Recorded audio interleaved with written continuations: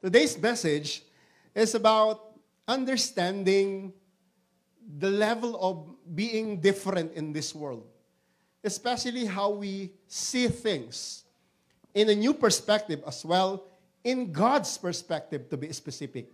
Last time, during the first Sunday, I've talked about the new perspective. Here comes God's perspective.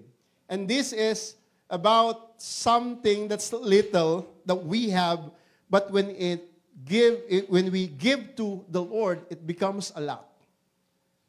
I don't know if you're familiar with the song of Don Moen, Two Hands, One Heart. Two hands, one heart, one lies for you. When we give something to the Lord, God will for sure multiply it. And when we understand circumstances in our lives, when we face these highs and lows, most of the time we face these valleys and mountains, and sometimes it seems that we are not able to go one step further. And God's desire for us, especially in this message, using this passage in John chapter 6, verses 113, will allow us to have a total anticipation of our response.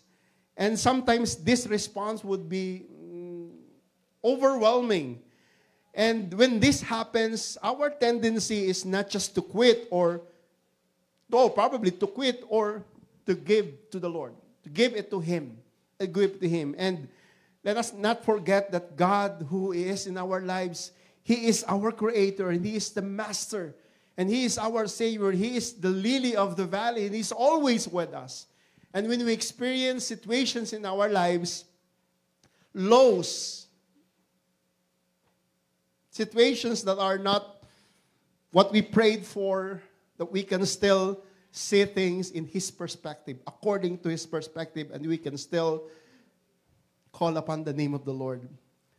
Hallelujah. Before I read the passage, I was overwhelmed last Friday because we shared about verses, and during that sharing, all of us were so overjoyed of how good God is when it comes to providing the needs, sustaining us in such a way that we will always be reminded of who He is in our lives.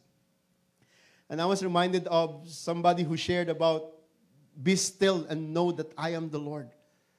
In the midst of all these things that's happening around us, as Christians, we need to have a different perspective, not of the world, but God's perspective. And seeing things in our lives in a new perspective will allow us to really still do the right thing and do the things that God wants us to do in response to His call upon our lives. Hallelujah. While you're sitting, I'll be reading the verses 1 to 13, and it's always good to just be reminded of these words.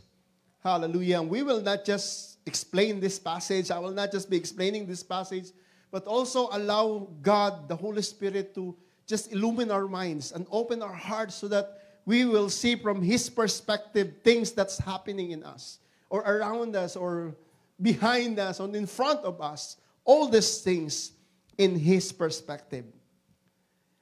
Sometime later after this, Jesus crossed to the far shore of the Sea of Galilee.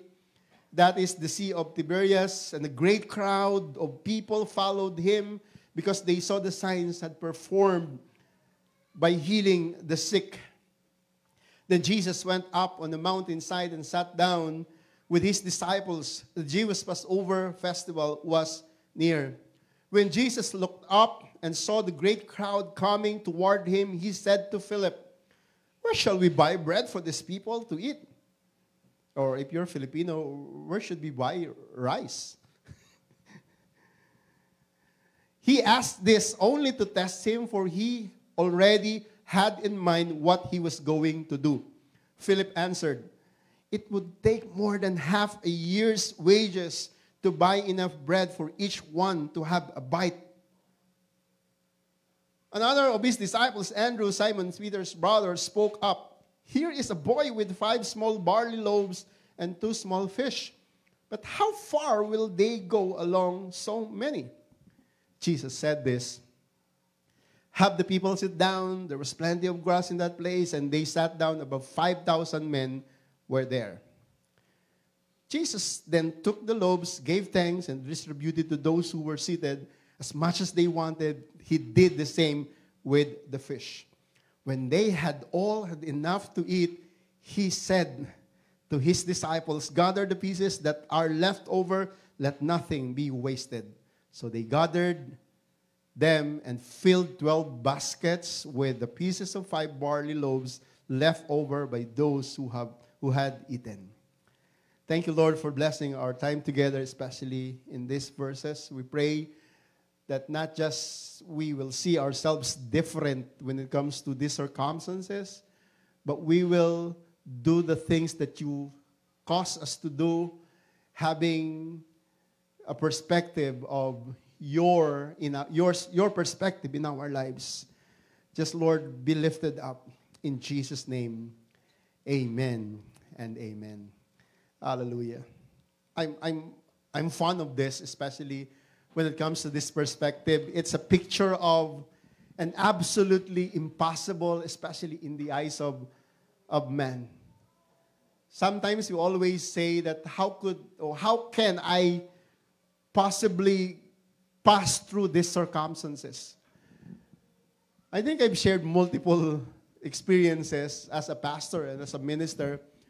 I had ups and downs even as a minister. I experienced things that sometimes I would just say, probably, Lord, thank you for sustaining me. But during those moments, I was just understanding how good God was. I think 2016, before that, I remember 2004, my uncle, the brother of my father, was diagnosed with something that's not really good when it comes to family health. He was into a dialysis center for more than 13 months. And he was my uncle, the brother of my father. And we were close back in the Philippines, back in our province. And he asked me if I could help him with regards to his situation. And not to continue with the dialysis, but for me to be tested. And just to be tested if our tissue is just, if his tissue and my tissue are compatible. They're considering of a kidney donation. And when it comes to that, the most crucial is the tissue typing. We underwent 3 months of testing, blood, urine, and things like that. And the last one is tissue typing. And I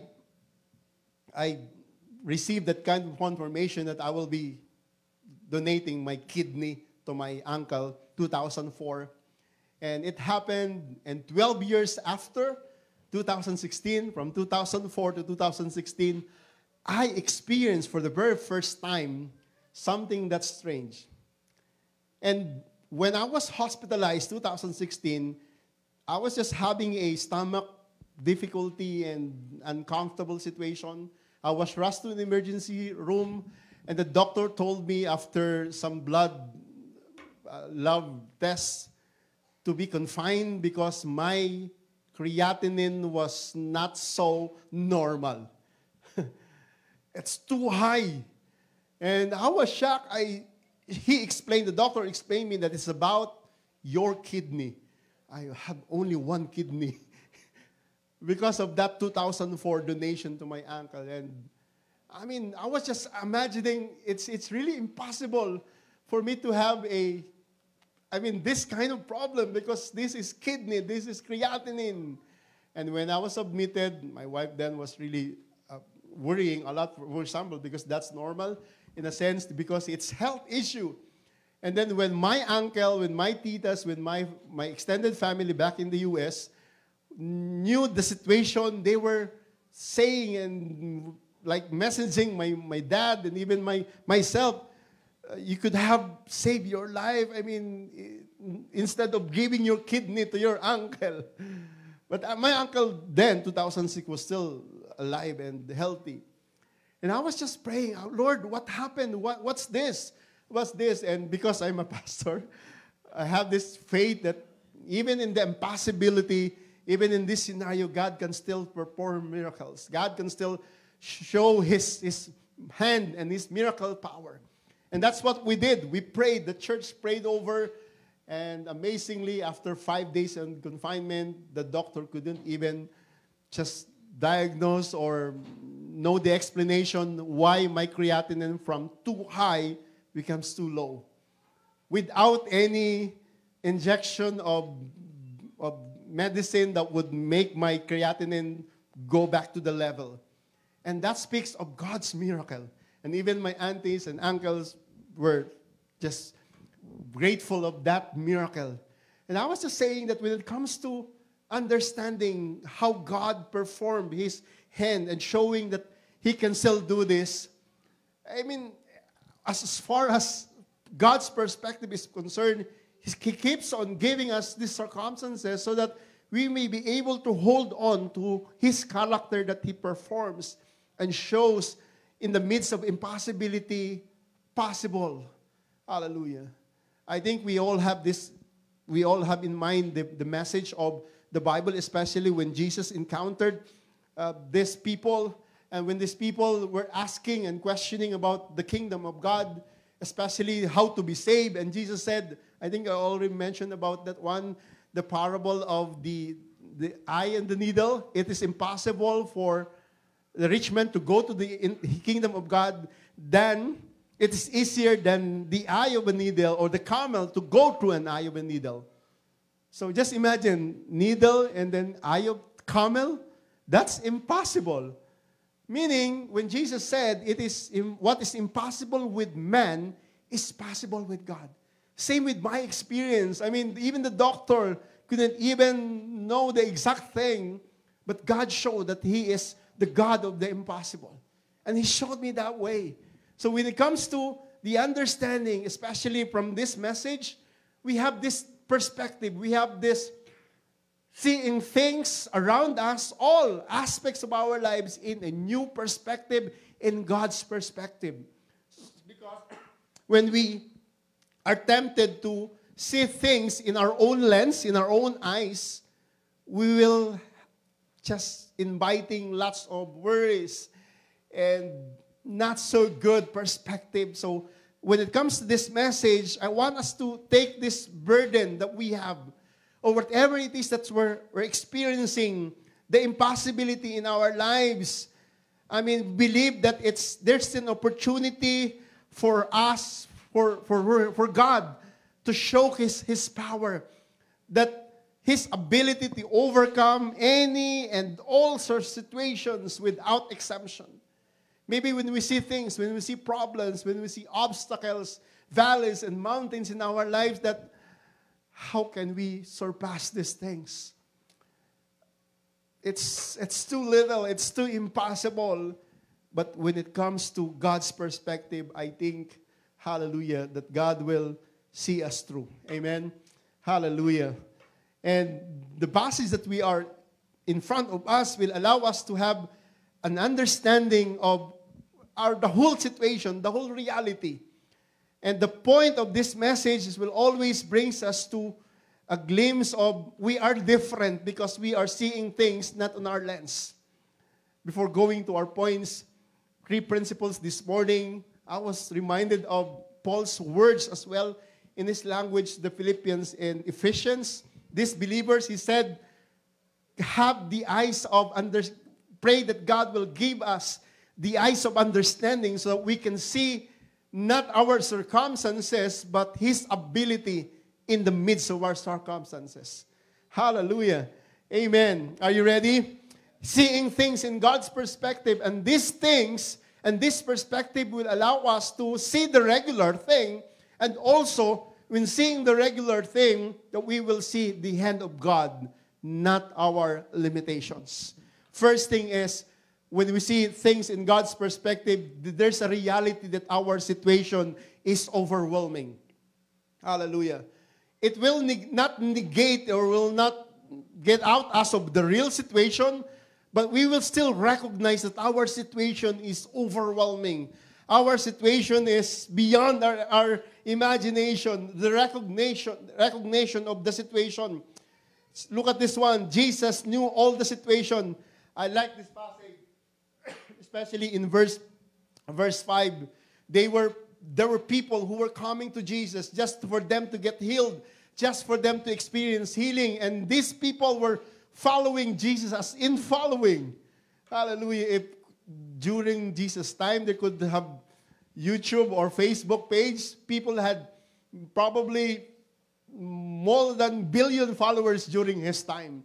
They were literally following, as in when Jesus stepped into the boat, people were following along the shore, and Jesus was there with the disciples in the boat. They're just following Jesus and following. And when Jesus looked up and saw the great crowd coming toward him, he said, I like this verse, Philip, where shall we buy bread for these people to eat? John chapter 6 is also an account wherein related to other accounts of the Gospels, including Matthew and Mark. There's also Mark chapter 14 speaks of the same, the feeding of the 5,000. But this John emphasizes something that's more important, because the approach of Jesus and John's narrative, or the way he narrated this statement, is that during those times, especially in the book of Matthew, it was not Jesus who asked them, but it was the disciples who asked them, Lord, what do you want me to do with these crowds? But in the book of John, it was Jesus who asked them. The impossibility, circumstance, he knows when it comes to the reality of the situation, Jesus knew for himself that he is about to proceed with that declaration and testimony and miracles after this.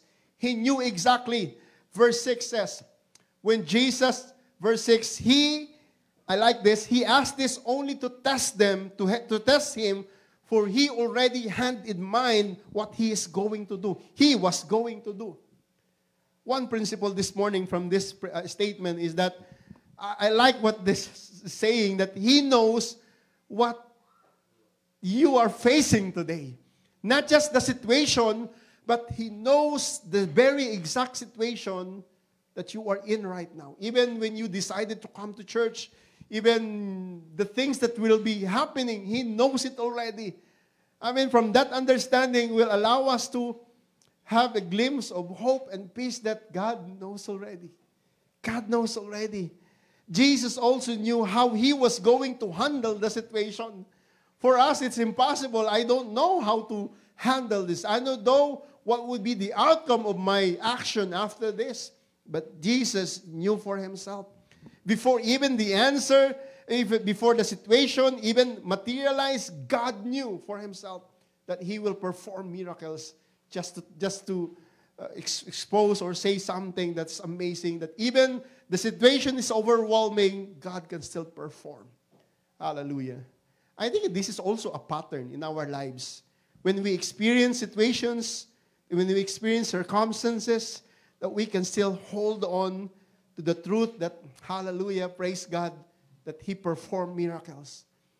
One of my favorite verse, or actually my favorite verse in the Bible is, I've shared last Friday as well, that's Romans chapter 15, verse 4. Everything that was written in the past was written to teach us, so that through the endurance and encouragement of the Scripture, we might have hope.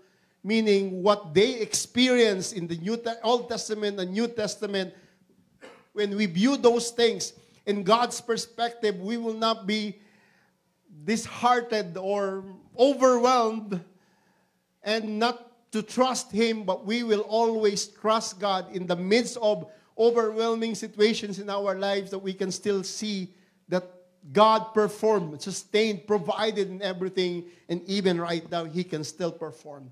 Hallelujah. Even though our circumstances is overwhelming, hallelujah, that we can still go to him. Look at Philip's response. It would take more than half a year's wages. And during those times, I think to be exact, what Philip was saying is, Lord, more than half, so that would be probably 8 months. 8 months wages. 8 months, for example, if you're earning, I don't know about it, like for example, if you're earning 4,000 or let's just 2,000 a month or 3,000 a month, 3 times 8, so that would be 24. So 24,000. Like 24,000 for that people, for that individuals.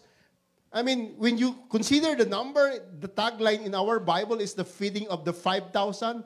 But that's not part of the scripture. That is just the label. But actually, it's the feeding of more than 5,000. During the time of Jesus, even the New Testament time, when it comes to census, it's just the men who are counted, not the women and the kids.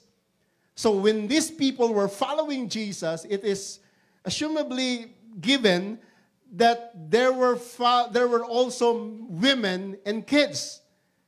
Let's just put into a perspective, a family of 3.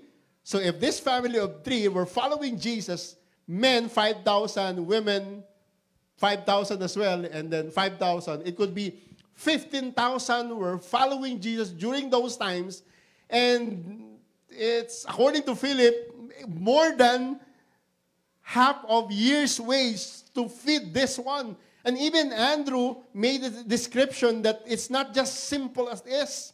Hallelujah. Mark records a different perspective, especially in this account. Mark said in verse 35 and 36, we read, by this time it was late in the day, so his disciples came to him. This is a remote place. They said, it is already very late. Send the people away so that they can go to the surrounding countryside. Yeah? Send the people away so that they can go to the surrounding countrysides and villages and buy themselves something to eat. This was Mark's perspective. And the understanding here is that same as Mark, same as Philip and Andrew, they had their circumstances and they were overwhelmed with everything that's in there. Lord, this 5,000 men, 5,000 women, and probably family of 4, that would be 20,000 in all. Assumably. So this reality will allow us to just, oh Lord, it's really hard. It's really hard. But we all know that the end of it, God showed. So when we read this time, especially in our era, we can see that in the midst of our overwhelming circumstances, we can still see things in His perspective. That there's little, but there's always a lot in God's hand. Hallelujah, hallelujah. Looking back to what Jesus said to Philip, where shall we buy this, buy bread for these people? We have a little, but it will never be enough, probably would say. That's also the language of Andrew. But Jesus showed a wonderful thing. Hallelujah. The point of this message, this principle, especially our situation is overwhelming. Let's get rid of the problem. Let's get rid of the problem. Mark, when we go back to the principle of Mark, Mark was just elaborating the problem. When we say get rid of the problem, when we say this, especially understanding Mark's perspective, we don't need to have this problem. Get rid of it. Send them away. That's Mark's. Okay? And even Philip gets rid of the problem according to Mark. And Philip probably would say, let's raise let's raise more money so that everything will be provided. That's the perspective of that verse. But Jesus said, especially here, even though we have this, especially in John chapter 6, verse 5, we have a little, but it will never be enough. And the answer of this situation that is overwhelming is what Jesus responded. And His response was amazing to us. I like this statement here in verse 11. Yeah, that's verse 11. Jesus then took the loaves, give thanks. Meaning, don't get rid of the problem. Let's not raise more money.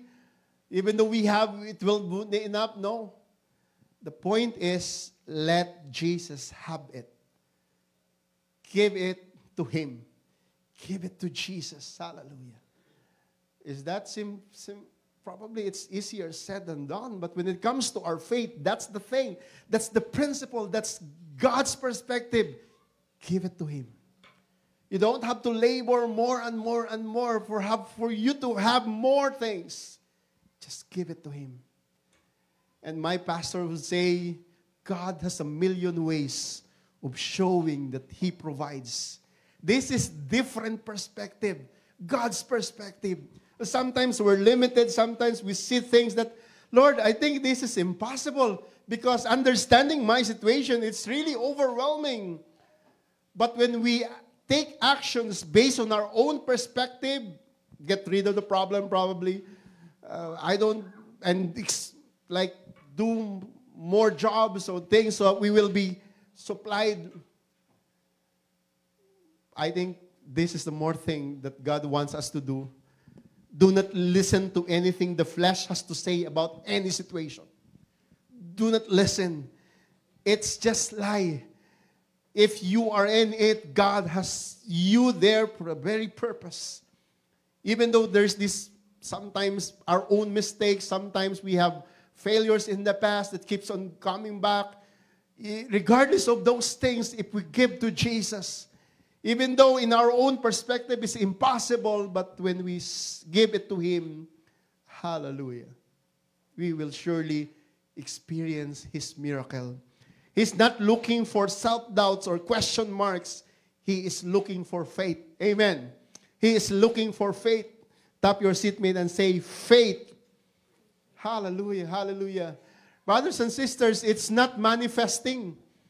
It's not manifesting. You just receive it, manifested. Manifesting, no, it's not. It's faith in Jesus. Hallelujah. Is that easy, Pastor? Yes. It's easy. Just give it to Him. Hallelujah. And you will be surprised. I think Apostle Paul also penned this message to the Philippian believers, one of my favorites as well. Do not be anxious about anything, but in every situation, though it's overwhelming, you go to God. You go to Him with thanksgiving. You request to Him. Just pour out to Him. Hallelujah. And the peace of God which transcends all understanding will guard your hearts and mind. Oh, hallelujah, hallelujah. Our situation is overwhelming, brothers and sisters, but take heart. When we see in God's perspective, we will be encouraged as well. Not only that, our situation is overwhelming. When we see God's perspective, it's not just automatic. It's a matter of process that when we see these things, it's, oh Lord, not just overwhelming, but also our supplies are insufficient. I was mentioning a while ago about our situation, and that's not that good. But when we see our supplies insufficient, we became more rattled, as well as, just imagine this passage, especially in these verses 8 and 9. Another disciple, this Andrew, Simon Peter's brother, spoke, "Here is a boy with 5 small barley loaves and 2 small fish." But how far, these disciples who were with Jesus already knew for the fact that God performed miracles, but they're still doubting what God can do.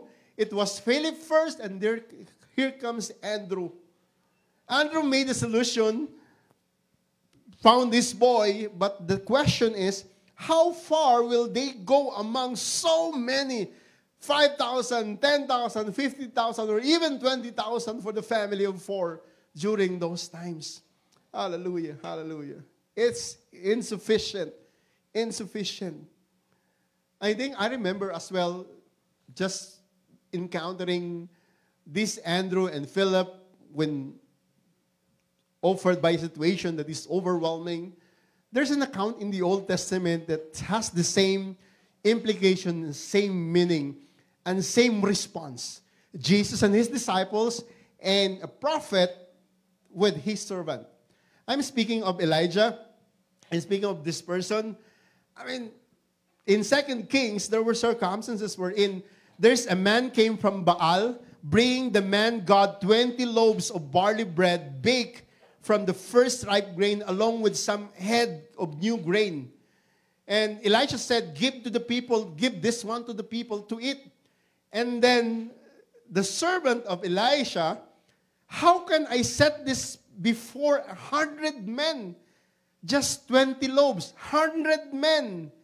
His servant asked, but Elisha answered, give it to the people to eat. Just imagine, just the same as Jesus with the disciples and Elijah with his servant. Same response, meaning this servant of Elisha also encountered how God provided and God sustained Elisha and during his time. But this man, this servant, still doubting, same as Andrew and Philip with Jesus. And then we all know this is what the Lord says, they will eat and have some left over. This is the Old Testament contemporary of what we're reading in John chapter 6. Hallelujah. Let me tell you, brothers and sisters, that God often begins with what we have.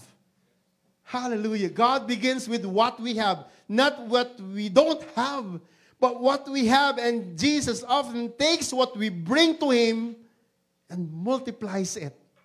Amen? Hallelujah. He brings and multiplies it. And when even Moses was asking, Lord, how can I lead people Israel? Pharaoh was so powerful. And then God asked Moses, what's in your hand? What's in the hand of Moses during this time? Stop. Okay, throw it and it becomes snake. And that's it. Hallelujah. God asked him that was already in his hand and then transform it using that staff, what had been merely a shepherd's rod. And it was the one that God's instrument that divided the Red Sea. And that's amazing. Hallelujah.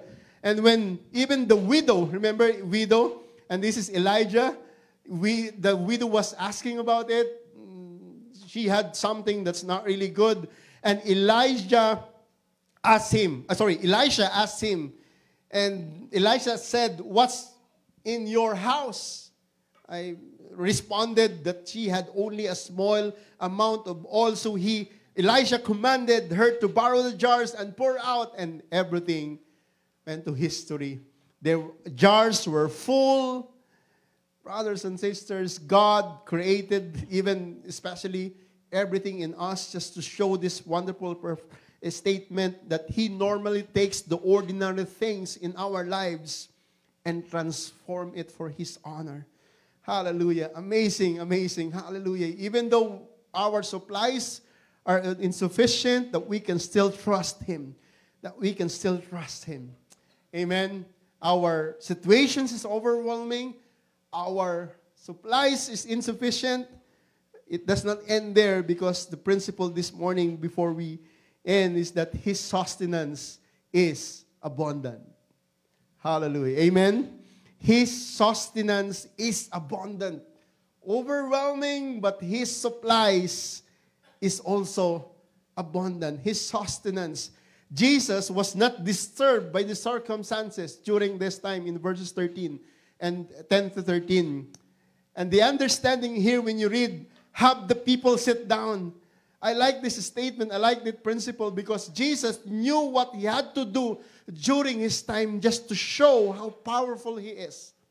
And while we're reading it right now in this generation, in this era, God is giving us a perspective, His perspective, so that we can also see our circumstances, our supply, and His sustenance in us and through us. Hallelujah. I like this. Hallelujah. People were faltering. People were doubting, even His disciples, Philip and Andrew. But Jesus showed them that He is still in control.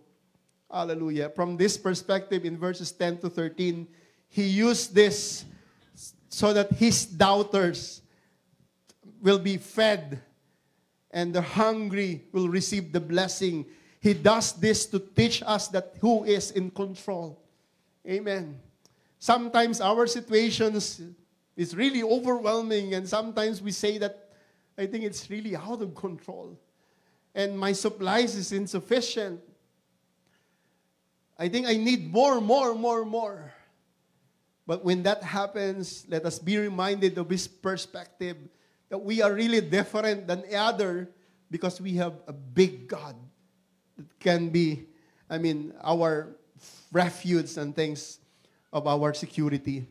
Jesus took the loaves, gave thanks, and distributed, hallelujah, distributed to those who were seated as much as they wanted.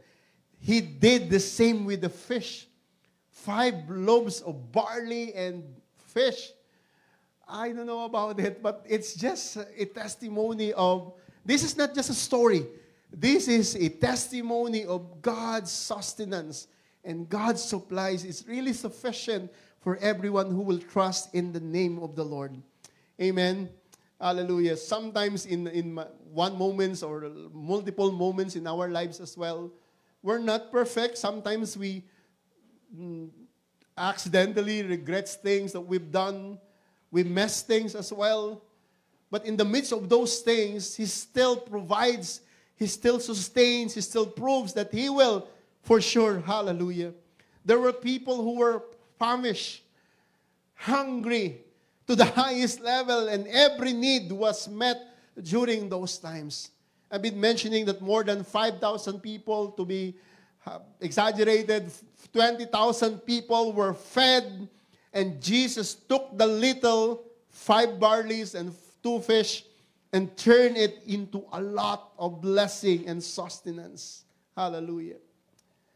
From this point, again, I think one of the things that God wants us to do is that we can place our little in the Lord's hand and expect that He will multiply it. Amen? He will multiply it. We don't know how He would do that, but He promised that when something little placed in God's hand, He will multiply it, and we will all be surprised. Just have faith in the Lord. Hallelujah. Look what verse 13 says. So they gathered them and filled 12 baskets with the pieces of the 5 barley loaves left over by those who had eaten. When I was a Bible student then, 25 years ago, I was interpreting this 12 basket. It's allotted for the 12 disciples. It's just for the 12 disciples. It just means that His sustenance is not just overwhelming, but sufficient for everyone who has need. Hallelujah. One for each doubting disciple. That's the interpretation. The disciples were doubting that God will provide, send them away, or it will take 12 or more than half years wages to feed these 5,000 plus men. But these doubting disciples, when God does move in their situation, in our situation, you look out and it will amaze us, and everyone will see it, that God indeed will provide. Hallelujah. I don't know about our situation. I don't know about your situation. But one thing for sure, when every one of us, including myself, every one of us, when we are confronted with situation that is overwhelming, our supplies are insufficient, when we go to Him, His sustenance, His hallelujah, His sustenance is abundant. God, hallelujah, will always allow us to have this understanding that you'll never have a problem greater than God's power. Amen? You will never have a problem greater than God's power. For sure, He will supply. His abundance will always be realized, and above all, hallelujah, that we can still trust Him. This is God's perspective. And world's perspective would be not turn to Him, because turning to Him is a sign of weakness according to the world's view. But God's perspective is turning to Him is embracing His ability to work in us and through us. Amen? That's being different. Hallelujah. Maybe people would say, add more so that you can earn more. But in Christ's perspective, in God's perspective, trust Him with what you have, and He will multiply it. Even in the language of Paul to the Ephesian believers, he said, to Him who is able.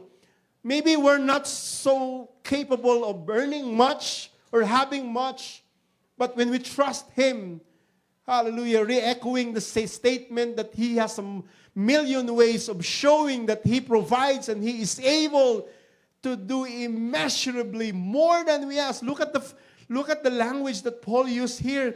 To Him who is able, God is able to do immeasurably. Immeasurably is same as we cannot measure. Are you following? We cannot measure, we cannot fathom. More than we ask or imagine. We have deadlines, we have needs. When we give it to Him, hallelujah. It's not automatic. It takes a lot of times. But that kind of faith, when we invest to that, hallelujah, and trust His thing, His perspective, hallelujah. More than all we ask and imagine, not according to our inertia, not according to our power and capability, but according to His power that is at work within us. Oh, hallelujah, hallelujah, amen. And before he ended his letter to the Philippian believers, I think we all say this as well in Philippians chapter 4, verse 19. But before I proceed, Philippians, Ephesians, Colossians, 1 Timothy, 2 Timothy, 1 Thessalonians, in these letters of Apostle Paul in the New Testament, they were written while he was in prison. And so that's why it was called prison epistles. While he was still in prison, he embraced that God's perspective. That even though I'm in prison, even though I'm suffering in shame, I have this perspective that I can still hold on and live my life according to His. Remember, one of my favorite verses as well in Philippians is Philippians 4:4. What's that? Rejoice in the Lord always. How could he rejoice even in the midst or inside the prison? He's limited when it comes to his mobility. He cannot preach the gospel with freedom. And there are circumstances that he can do that, but in general terms, when in prison, it's not that same as prison as here in our nation or during this time. But during those times, it's really hard. But still, that perspective of rejoicing. I mean, Paul said, and my God will meet all your needs. It's not a cliche, brothers and sisters. We've been hearing this. This is still true. Amen. We believe it that God will meet according our needs, not according to our resources.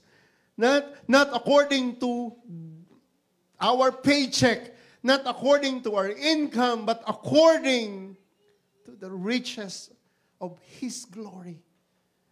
This is not spiritualizing or giving spiritual meaning to the passage, but this is really true. That we can experience God's miracle in our situations and our supplies.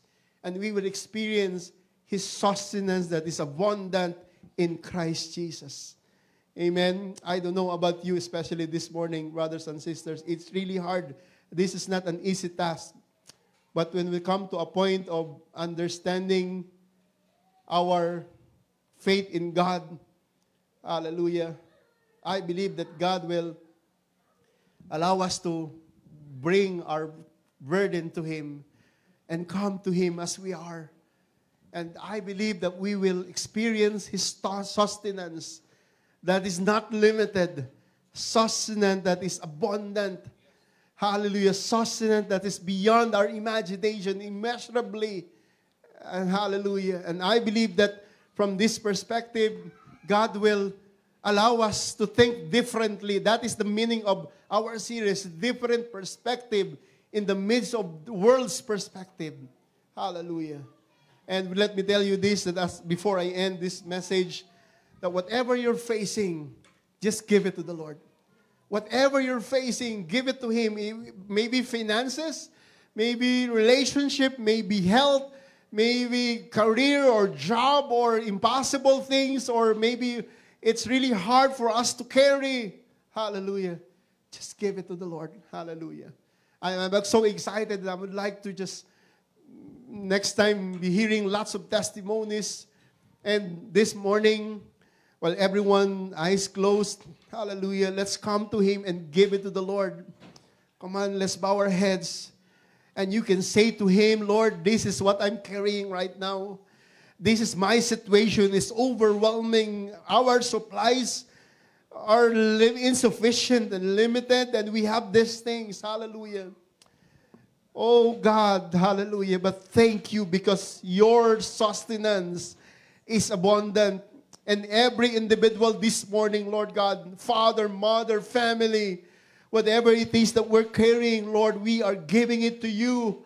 Oh, hallelujah. Because when we give it to you, Lord, you will do something miracle. We're not commanding you, Lord. This is your promise to each and every one of us, that those who trust in the Lord will receive that strength, Lord, so we can carry and we can move on with our lives and expect seeing things according to your perspective. Hallelujah.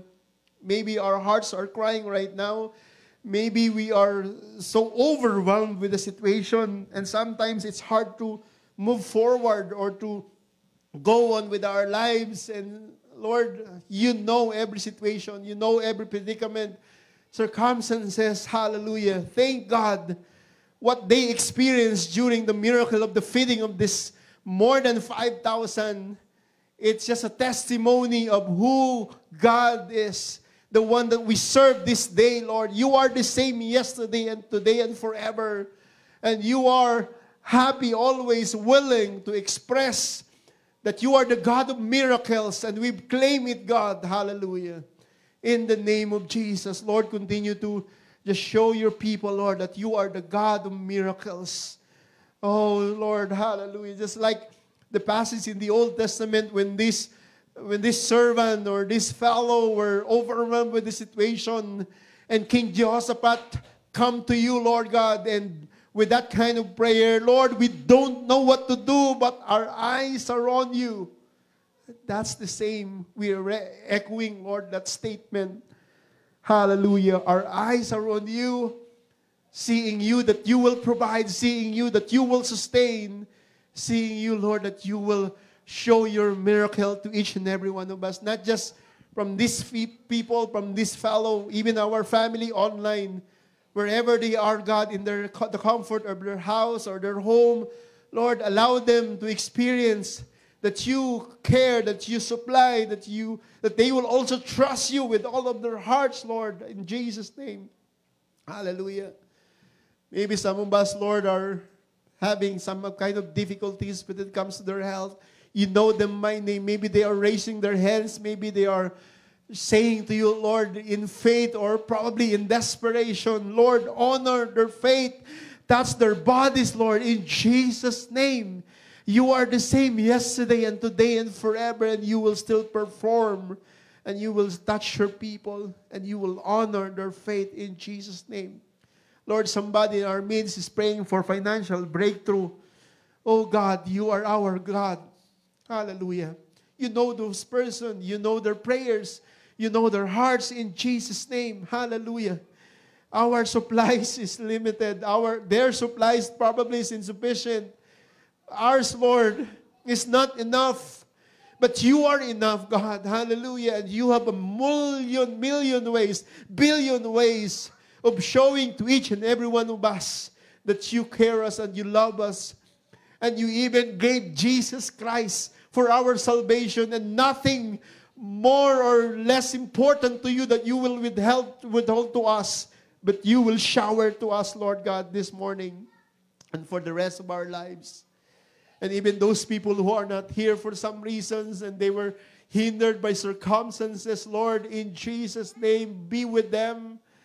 Lord, show them that even though they don't feel, Lord, your very presence because of overwhelming circumstances, show them the reality of your presence so that they will always feel that you are still real and in the business of doing something amazing in their lives and in everyone's life. Hallelujah. Lord, thank you for answering the prayers of your people this morning. We believe that when there's little, there's always a lot in your hand. Thank you, God. Just honor you and we just give you praise in Jesus' name. Amen. Amen.